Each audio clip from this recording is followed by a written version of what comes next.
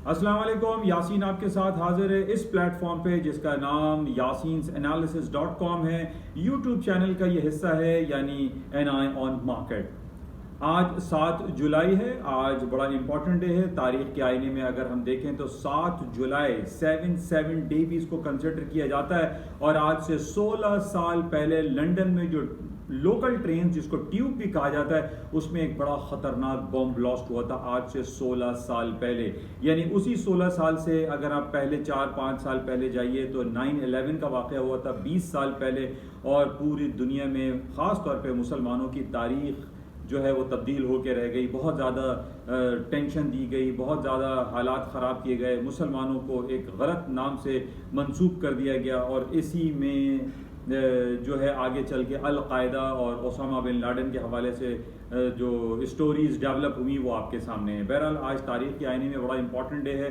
7/7 आज डेट है जो कि लंदन वाक़या हुआ था आज से 16 साल पहले। और हमारी ये दुआ और इस्तेदा तमाम पूरी दुनिया से है कि जनाब कहीं दुनिया में ऐसे वाक़यात रोनुमा ना हो जहाँ पर एक मासूम लोगों की जानों का ज़िया हो।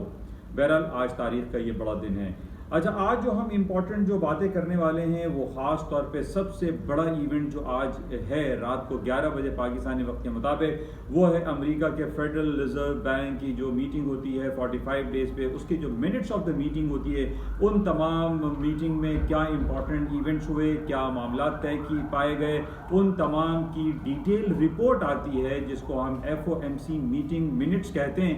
वो आज रात को 11 बजे अनाउंस होगी। और इसके अंदर जो कभी इम्कानात जो पहले भी मैं आपसे जिक्र कर चुका हूँ कि अमेरिका में इंटरेस्ट रेट बढ़ाने के हवाले से बहुत सारी बातें होती रहती हैं। तो आज जो हमारे पास जो मीटिंग के रिजल्ट्स आएंगे उसमें हमें ये तलाश करना पड़ेगा कि क्या अमेरिका के जो सेंट्रल बैंक के जो गवर्नर्स हैं, जो प्रेसिडेंट हैं, जो गवर्निंग बॉडी के मेंबर्स हैं, क्या वो अमेरिका का इंटरेस्ट रेट बढ़ाने की तरफ जा रहे हैं या नहीं। जिस तरीके से पहले जो मीटिंग हुई थी उसमें उन्होंने कहा था कि 2024 की जगह 2023 यानी 2023 में इंटरेस्ट रेट को रेज किया जाएगा। लेकिन अभी बहुत दिन बाकी हैं, बहुत सालों बाकी हैं, 2.5 साल का वक्त है, तकरीबन 30 मंथ्स, अभी बहुत टाइम है। और इससे पहले बहुत सारी बातें आती रहती हैं। लेकिन इसका हमने जो रिजल्ट चेक किया for the certain period of time पे, तो हमने ये देखा कि जनाब ये खबर आई कि जनाब अमेरिका अब 2024 में नहीं 2023 में इंटरेस्ट रेट को बढ़ाएगा। तो जनाब स्टॉक्स मार्केटें नीचे आ गई, सोना चांदी करेंसीज डाउन हो गई और डॉलर इंडेक्स इंक्रीज कर गया। लेकिन ये मुनासिब अमल नहीं, क्योंकि अभी 30 मंथ्स बाकी हैं, 2.5 साल का वक्त है।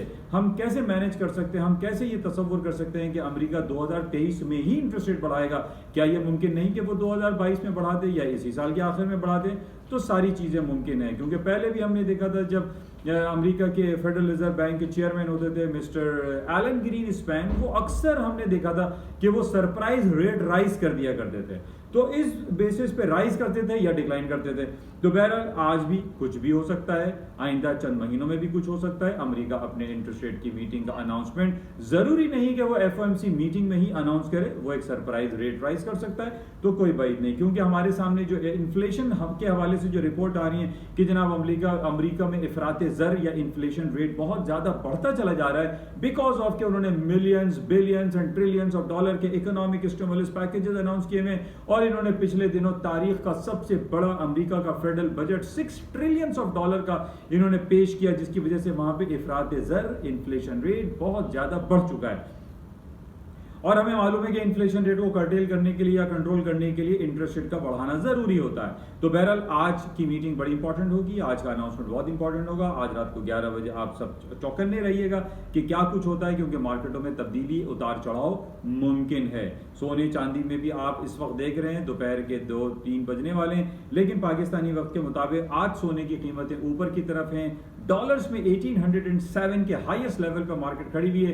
कल हालांकि इसने 1792 तक का मार्केट ने लो कर दिया था। और कल मार्केट में जो लोअर साइड मूव थी उसकी वजह सिर्फ और सिर्फ यही थी कि अमेरिका के बाजार 3 दिनों के लिए बंद पड़े हुए थे और आज तमाम मार्केटें रिकवर कर रही हैं। न सिर्फ गोल्ड सिल्वर रिकवर कर रहे हैं, बल्कि तेल की कीमतें जो कि कल ड्रेस्टिकली $4 तक नीचे आ गई थी, आज हम देख रहे हैं कि मार्केटें रिकवर हो रही हैं। और इवन के जो करेंसी मार्केट है उसमें भी यही सूरत हाल सामने नजर आ रही है।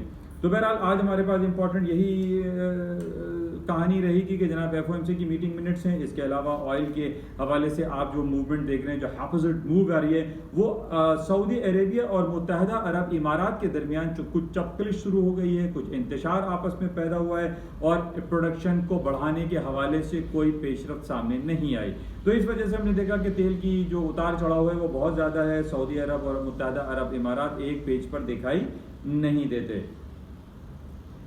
अच्छा, आज भी हमारे पास जो इम्पोर्टेंट खबर, आज बरतानिया के हवाले से बड़ी इम्पोर्टेंट खबर चल रही है और एक वहाँ का एक बहुत बड़ा ब्रिटिश सुपरमार्केट है मॉरिसन्स के नाम से।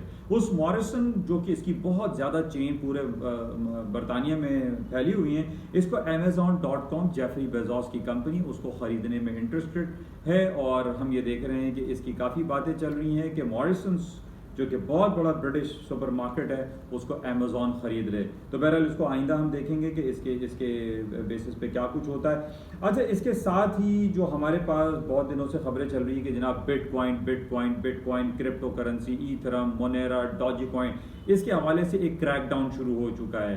हमने 4 जुलाई यानी मंडे वाले दिन देखा जब अमेरिका के बाजार बंद थे, अमेरिका के लोग सेलिब्रेशन कर रहे थे, संडे वाले दिन इंडिपेंडेंस डे हॉलीडे मूड में थे।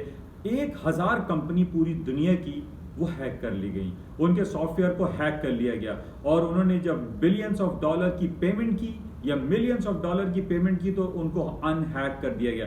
तो ये एक बड़ा सीरियस इशू चल रहा है कि जनाब ये हैकिंग जो हो रही है पूरी दुनिया की बड़ी बड़ी कंपनीज की, ये कभी भी कुछ भी हो सकता है। ये हम जैसे कल भी मैंने आपसे बयान किया था कि बैक इन 1987 में ब्लैक मंडे हुआ था और पूरी दुनिया का कंप्यूटर सिस्टम कोलैप्स कर गया था, जिसकी वजह से स्टॉक मार्केट 30-40% डिक्लाइन कर गई थी। आज भी यही सूरत हाल पूरी दुनिया में दिखाई दे रही है कि जनाब बिटकॉइन के जरिए, जो कि डिसेंट्रलाइज एक करेंसी है, जो कि पूरी दुनिया में कहीं उसका कोई प्लेटफॉर्म कोई स्टेशन मौजूद नहीं है, वो बल्कि over the counter OTC currency या OTC क्रिप्टो करेंसी कहलाती है, जो कंप्यूटर टू कंप्यूटर ट्रेड हो रही है। और इसकी जो माइनिंग प्रोसेस है उसके ऊपर हम चाइना ने एक क्रैकडाउन शुरू किया है, बहुत सारे दफातर को उन्होंने सील किया है, पकड़ा है, जहां भी जो वो पकड़ सकते थे। बहरहाल इस बिटकॉइन की वजह से हम ये देख रहे हैं कि जो दुनिया भर में जो एक हैकिंग प्रोसेस है वो बड़ा परवान चढ़ता चला जा रहा है। तो इस हवाले से अमेरिका के FBI ने भी ऐलान किया था और चाइना ने भी इसके खिलाफ क्रैकडाउन का ऐलान किया हुआ है कि बिटकॉइन या क्रिप्टो करेंसी को लॉन्च नहीं होना चाहिए ग्लोबली। हालांकि ये बहुत देर हो चुकी है और मार्केट में बहुत ज़्यादा काम इस हवाले से दिखाई देता है। लेकिन मैं तमाम उन लोगों को जो बिटकॉइन को देखते हैं या उसके रेट्स लेते हैं या उसमें अगर ट्रेड भी करते हैं तो इससे आप बच के रहें, क्योंकि it's a very dangerous crypto currency market है। इसमें लोगों के मिलियंस और बिलियंस ऑफ डॉलर का वो लोग नुकसान उठा चुके हैं। तो ऐसा काम आप ना करें जहां पर आपको नुकसान का बहुत ज़्यादा अंदेशा वहां पर मौजूद हो। तो बहरहाल इसको आप नज़र में रखिएगा। इसके साथ ही आज जो गोल्ड एंड सिल्वर और क्रूड ऑयल की मार्केटें देख रहे हैं हम, वो ऊपरी सतहों पर हैं और मार्केट में पोटेंशियल एग्जिस्ट करता है। ऑयल की मार्केटें ऊपर की तरफ हैं बिकॉज ऑफ सऊदी अरब और UAE में जो एक चपकलिश शुरू हुई है, इसके बेसिस पे तेल की कीमतें नीचे की तरफ नहीं बल्कि ऊपर की तरफ ज़्यादा दिखाई देती हैं। इसी तरीके से सोना, जब भी हम देखते हैं कि दुनिया के किसी भी हिस्से में कोई चपकलिश, कोई एनार्की या कोई केओस क्रिएट होता है तो उसमें वो सर्टेन जो एक आइटम है वो ऊपरी सतहों पर चला जाता है। तो इस बेसिस पे हम ये कह सकते हैं, चूंकि अमेरिका में इंटरेस्ट रेट को बढ़ाया नहीं जा रहा और आज रात 11 बजे FOMC मीटिंग मिनट्स में ये ऐलान होगा या हमें चेक करना पड़ेगा कि उनकी लास्ट मीटिंग में क्या मामला तय पाए। तो बहरहाल गोल्ड की कीमतों में ऊपर पोटेंशियल एग्जिस्ट करता है। 1750 का लेवल मैंने पिछले दिनों आपसे जिक्र किया था और मार्केट ने 1750 का ही लो किया और वहां से गोल्ड की कीमतों में तेजी आ गई बिकॉज ऑफ 2 कि जनाब इंटरेस्ट रेट वहां पर 0 दराजात पे है और देयर इज नो होप कि इंटरेस्ट रेट जो है वो बढ़ाया जाएगा। और जो दुनिया में जो हम चपकलिश देखते हैं उस बेसिस पे भी सोने की कीमतें ऊपर की तरफ चली जाती हैं। अमेरिका की स्टॉक मार्केट की बात कर लेते हैं। अमेरिका की स्टॉक मार्केट आज नैस्डैक तारीख की बुलंद तरीन सतहों को क्रॉस कर गया, एक नया बाब रकम कर गया आज, जबकि अमेरिका की मार्केटें अभी खुली नहीं है, अभी यूरोपियन मार्केट चल रही हैं और इसमें सिर्फ हम फ्यूचर्स मार्केट जो ट्रेड हो रही होती है, नैस्डैक, S&P, डाउ जोन्स, इसमें नैस्डैक सर फहरिस्त है और आज दो तारीख की बुलंद तरीन सतहों पर नैस्डैक की मार्केटें चल रही हैं। कल नेस्डैक की मार्केट है या आज नेस्डैक की मार्केट है ऊपर जाने की वजूहात जो हमारे सामने आई थी, कल फेसबुक और अमेजॉन के जो इंडिविजुअल स्क्रिप्ट्स हैं वो तारीख की बुलंद तरीन सतहों पर खड़े हुए थे। मैं इससे पहले भी आपसे बयान कर चुका हूं कि दुनिया में जो फैन ग्रुप हम कहते हैं, Facebook, alphabet, Google, Amazon, Apple, Netflix, ये वो तमाम बड़ी बड़ी कंपनीज हैं जो टू बिग टू फेल हो चुकी हैं और इनके शेयर्स की वैल्यू का बढ़ जाना ये पूरे स्टॉक्स को बढ़ा के रख देते हैं। और यही वजह है कि आज नेस्डैक की मार्केट, जबकि अमेरिका की मार्केट अभी खुली नहीं है, मार्केट अपनी बुलंद तरीन सतहों पर ट्रेड हो रही है। इसके साथ ही पाकिस्तान की स्टॉक आज अच्छा परफॉर्म कर रही है, तकरीबन 150 पॉइंट। आज पाकिस्तान की जो स्टॉक है वो थोड़ा सा नेगेटिविटी की तरफ है, उतार चढ़ाव चल रहा है, लेकिन करंटली अभी 150 पॉइंट मार्केट माइनस है और उसकी वजूहात बहुत सारी हैं, मिला जुला रुझान है।